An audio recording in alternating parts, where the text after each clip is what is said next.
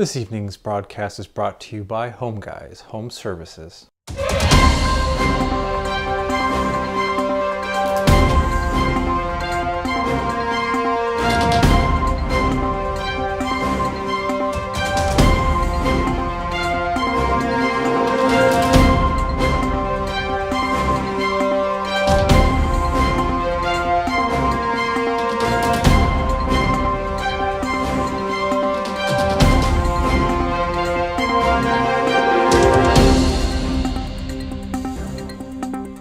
Hello and thank you for joining this broadcast episode of Port Angeles News.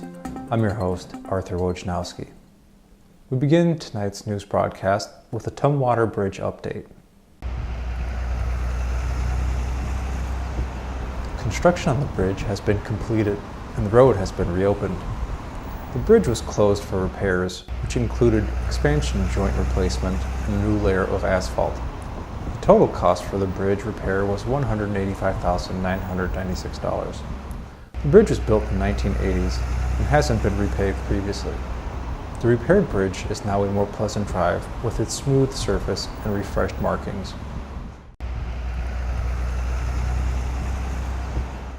And just a bit further down the road, the former Fastenal building continues to be disassembled. Crews have been slowly taking down parts of the building that sit on the land owned by the Port of Port Angeles. The building stood empty since the relocation of Fastenal into the downtown area. What's currently left of the building is the steel frame, concrete slab, and parts of the front facade. It shouldn't be too long now before the rest of the building has been taken down.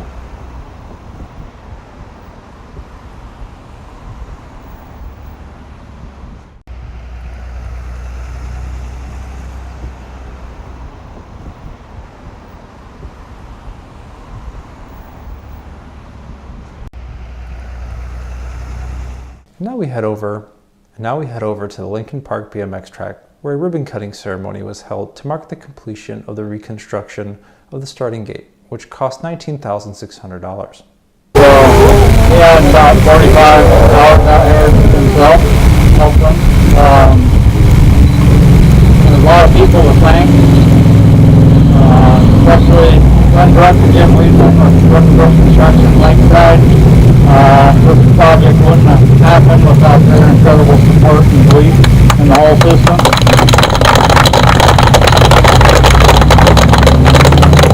The whole board, Larry Coleman, Kathy Blum, Mike McGuire, Harris Winslow, everybody that didn't think I was crazy to bring those up. Then we had the awesome volunteers, Wayne Goldsberry, Mike Pennell, Josh Garrett, Will Garrett, Anthony Hernandez, George Williams, and there was a total of 45 different individuals out here, people that don't even have kids that race that came out and helped.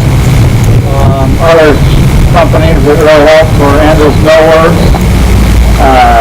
Angeles Concrete Products were other big sponsors and helpers too. So, from my dad with kids that race and like watching them race to just watching any kids and adults out here riding bikes. So I'm glad to have some kids enjoying this.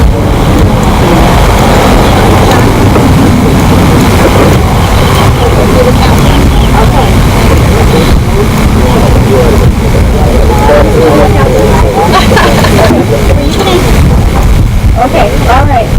We're going to do a count of three. But first, on behalf of the Regional Chamber of Port Angeles, City of Port Angeles, and of course the Port Angeles Ambassador, congratulations. And we're going to count of 3, 2,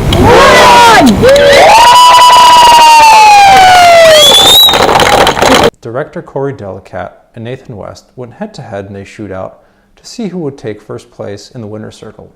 Well, there's a slight wager between Nathan West and Corey Delicat for lap around the track here. So they'll have their helmets on, we'll get them bikes and send them on their safe way.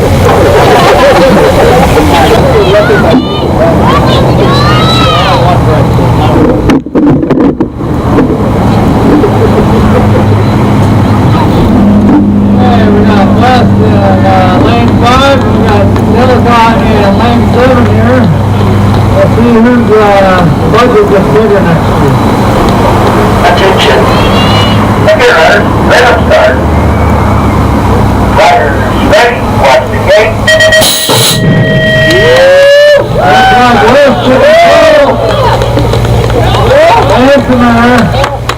West taking it around in the first corner. Bellpop in second.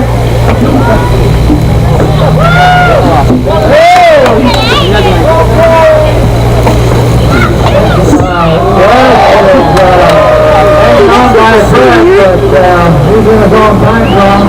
Bellpop coming on second street. Right it down.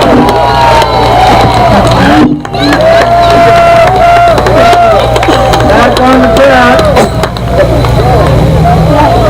Let's go down. I don't think we can. Closing down.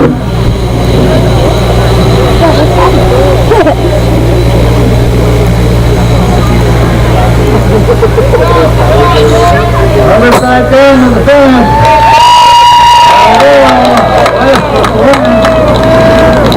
Coming in down in the lead.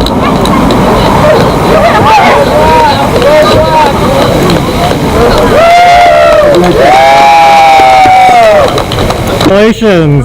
Thank you. How was your first run? Excellent track. Both winners. Both winners. Nice going. At least I did not crash. Nice going. Nice going. So I feel like I'm the winner. You're both winners. Yeah, the no losers in this game. That was awesome. How was the experience? That was great. It's a lot harder, I thought, once I... It is a little bit trickier than one would think. I came down. Especially when it gets a little slippery. Yeah. Congratulations. I went down and then realized there was no seat on the bottom, and then I had a heck of a time getting stood back up. But Very good. outside of that, Proud of you both. it was fun. The Lincoln Park BMX Association received $50,000 in lodging tax funds to upgrade their facilities. With a large number of attendees, riders of all ages took the opportunity to try out the new starting gate.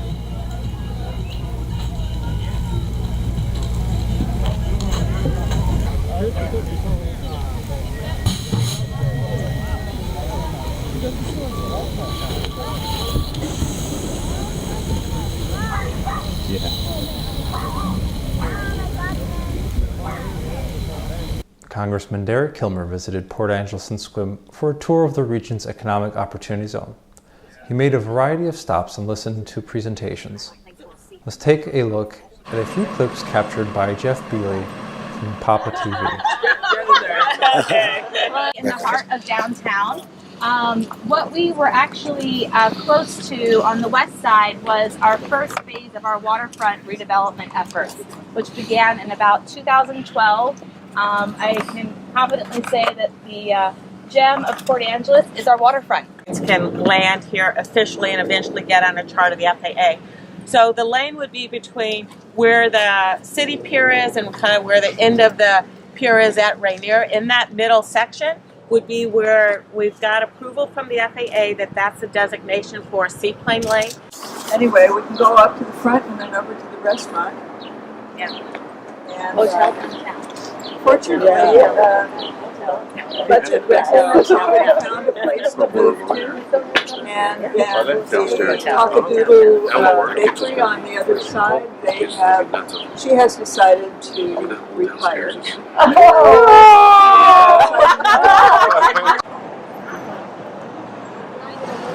Here with Senator Young.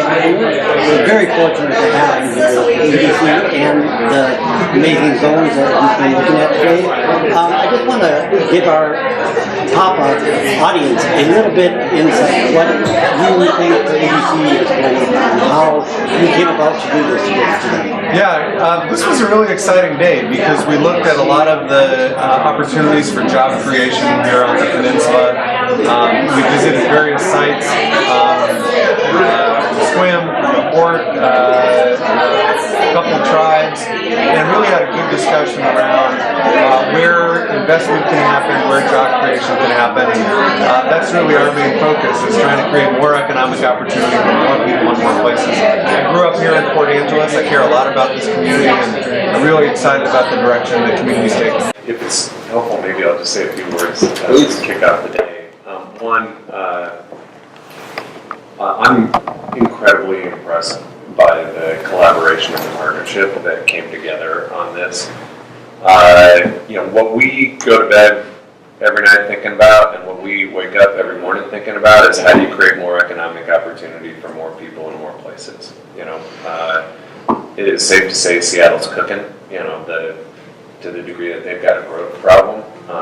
In most of the district I represent, we have a jobs problem, right? How do you actually see that recovery help the Olympic Peninsula? That's not unique as you look at some of the nationwide statistics. Most of the recovery and most of the most significant growth is happening in large metropolitan areas. We've actually seen some reduction in business in rural communities over the course of the recovery. So this opportunity zones idea actually was a standalone bill that I was one of the sponsors of that got folded in on like page 130 of a massive tax bill. Some components of which I liked and some components of which I thought were pretty indefensible, but we're absolutely going to do everything we can to make sure that our region's taking advantage of this provision, and I think you guys are off to a rather amazing start. Obviously it has to go through the process of being sprinkled with holy water by the folks in DC, but we're off to a really good start. So why does this matter? There's $2 trillion of unrealized capital gains sitting on individual and corporate balance sheets, and the potential to put them into productive work, making investments in communities is really substantial.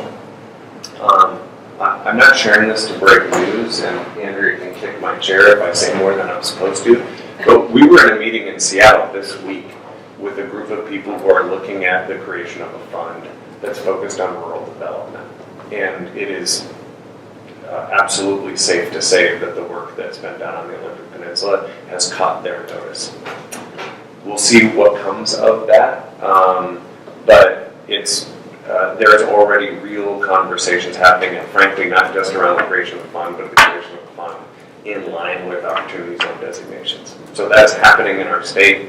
There were funders in the room who are very interested in what's going on. So, we'll see where it goes, but I think there's enormous potential here, and I can't say enough about the collaboration that you guys have undertaken, because I think it could yield benefit down the road.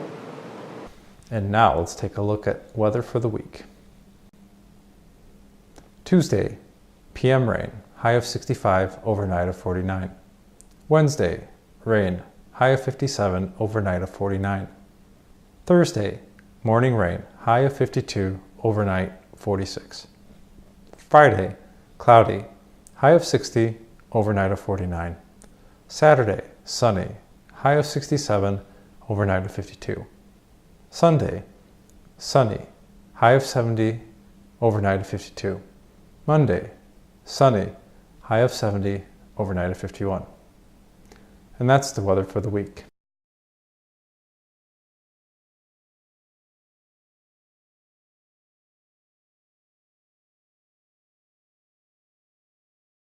City Council received an award for the CSO project.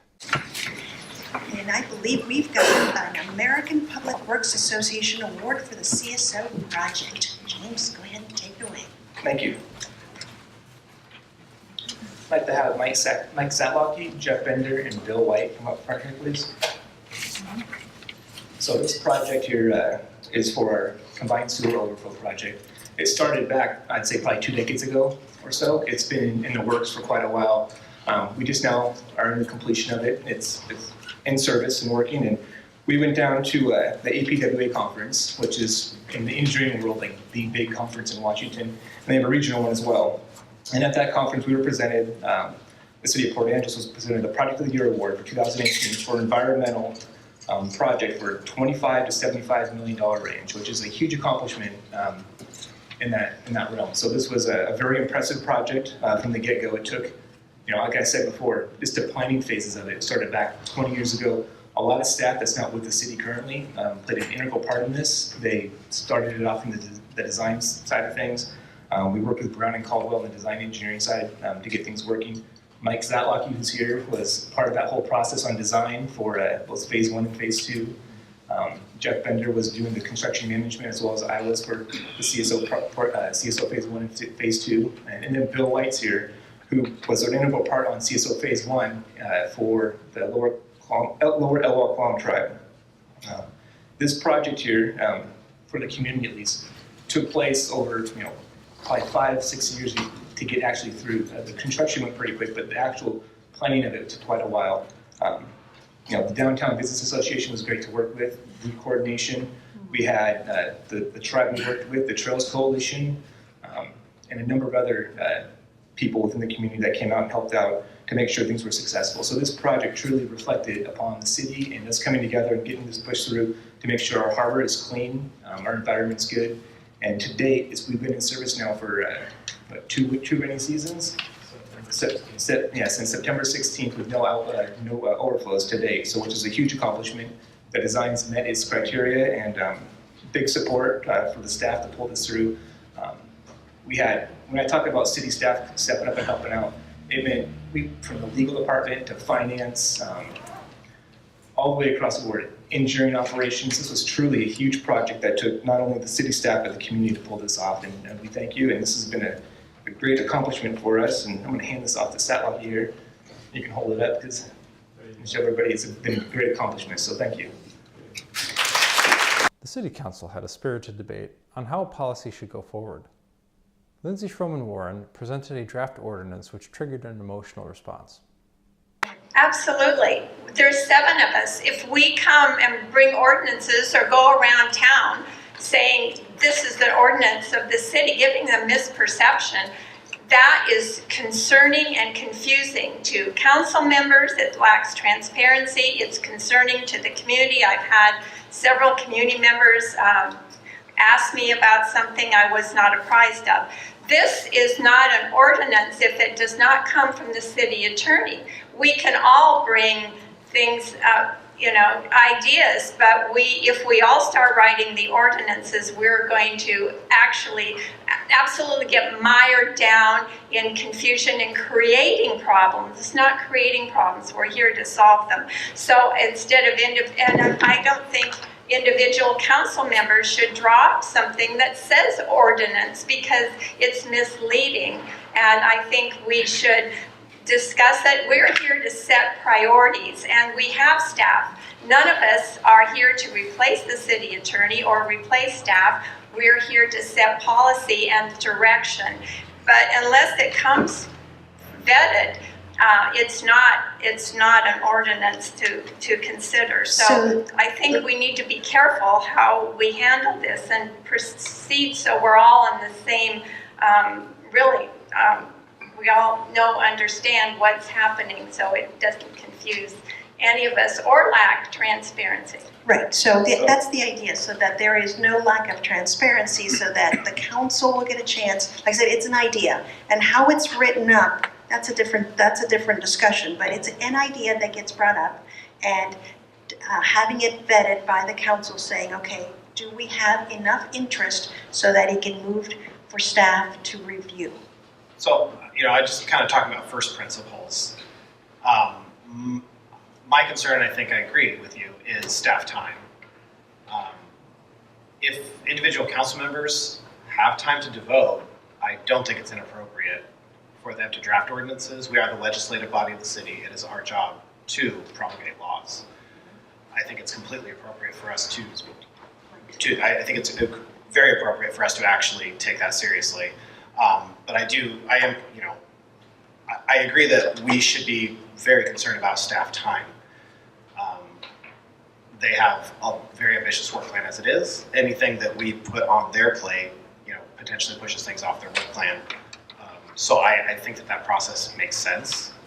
I don't know. Anybody else like to chime in on this one? Jim? Yeah, I would. First of all, in the interest of transparency, and I'm not going to beat this to death, but I thought we all ran on a platform of open and transparent government. The way this draft ordinance came, it was brought forward, in my opinion, has all the earmarks and of a backroom deal. I'm just going to interrupt. I'm sorry, because that is not true. Okay, The way that this was Right. promulgated. Excuse me, let me complete my statement, Let him please. finish and I then we'll, can't Okay. allow that. That is not. Let- I just want for the audience. go ahead, let him finish, I know. You finish. And then we'll continue the discussion. Go ahead, Jim. I'll skip all that, Mike. Thank you. Okay. The process really should be this way, in my opinion. First of all, we should have this concept go to the Planning Commission first to start out with.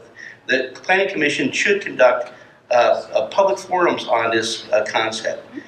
Based on their findings, they can then make recommendations to the council. Okay, we can bring those ideas to the Planning Commission, but that's where it should start. That's what they're in place for. Council can then, if they wanted to, they could proceed to direct staff to conduct a review and draft the ordinance. Since this has wide-reaching impact, all departments must have input on this, including fire, police, economic development, legal, and so forth. Once the draft ordinance has been thoroughly vetted by the staff, it can then be returned to us for final disposition. Only by following these steps, I think, do we get a complete review of not only the concept, but we also get complete transparency of the process. And anything short of that, I think is short-stepping the process. And I'll leave it at that, but the way this was brought forward was not right. All right, so again, we're talking about only process. So anybody else would like to chime in on this one? Anybody hear it? I apologize for interrupting. I'm not intending to pick a fight, but one of the, just for the audience's benefit, we're talking about a draft ordinance that was promulgated by Councilmember Lindsay Sherman, and the reason that he went through the process was because he was concerned about transparency in government. We're held by the Open Public Meetings Act, in which we are not allowed to discuss ordinances or any of this policy except in these open public meetings. And so for him to distribute a draft ordinance to other council members could create a violation of that Open Public Meeting Act. So the reason that I objected is just because I want it to be clear that our interest is in transparency. Our interest is in following the process and having the discussions in open public meeting, not behind closed doors. I will also say that I think getting the Planning Commission involved is a great idea. I applaud you for that. That's certainly appropriate when it comes to that. But we also have to have a process for sending ordinances to the Planning Commission, because that would involve staff time too. It seems to me. Right, and I don't know, I think we need some more discussion about whether it goes to the Planning Commission or not, because I'm not sure that that's necessarily, I don't think that's needed. Well, I think if it's appropriate, that's great. We do have great volunteers that work on that committee. I'd like to get the discussion back to the topic. Which is the process. So the We can process sit here and is lash about this for hours, but that's the next topic. correct. So the process. My impression was you either talk to the city manager or the mayor, and now we have a think tank. Yes. So and Present your idea of what you want to present to the rest of council, so that we can discuss and see if there's enough interest and consensus in this to move forward. Correct. That sounds great to me. And that is the process that we need to follow, guys. So if there's an idea that gets brought up out of the think tank or like this one, it'll be put on the agenda to see whether there's enough interest for us to move it forward for it to be reviewed by staff. Does that seem like a clear process at this point? If the council says, yes, there is enough interest that we need it to move to staff, then it'll move to staff for review. Whether it comes written in a napkin or whether it comes written as an ordinance, I don't think it matters, because we all use different language.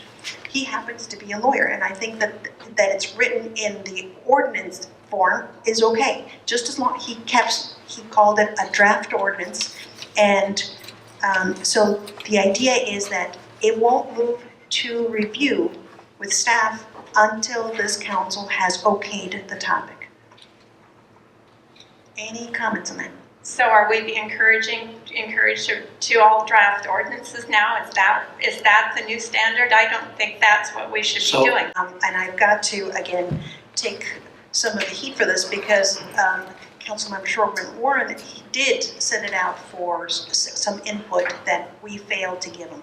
And so that is, I think, the reason why that ordinance got a little bit out of hand. So, this is why we're having discussion as to process. So from here on in, an idea will come.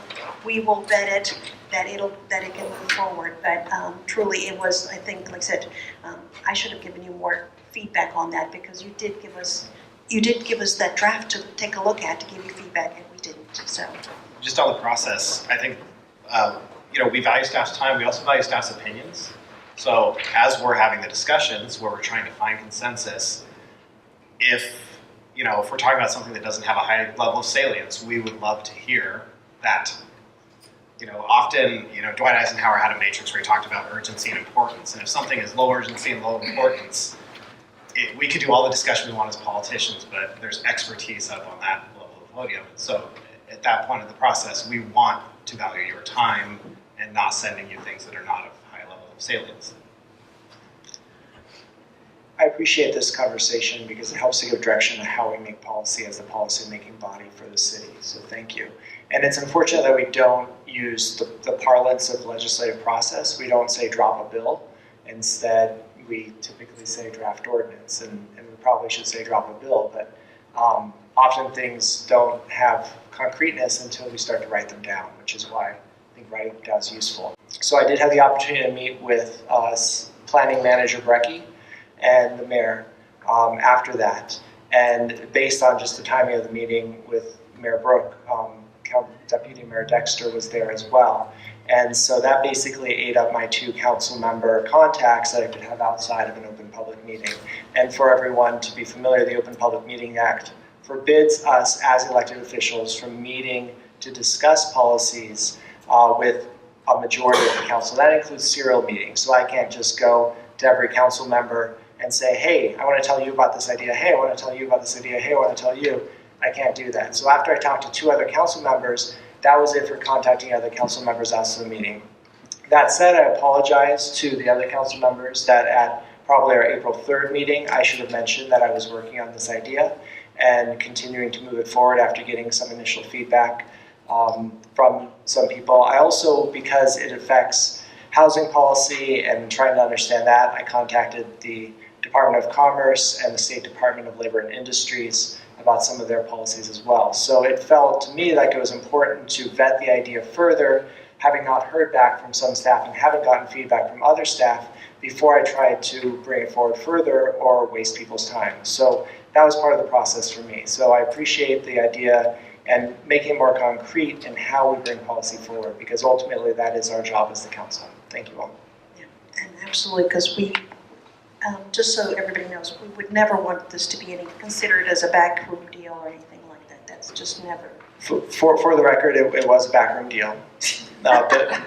Between my political opponent and myself, following a Kiwanis debate, we sat down in the big room at Joshua's and discussed RVs and how they could easily be used as shelters in the city.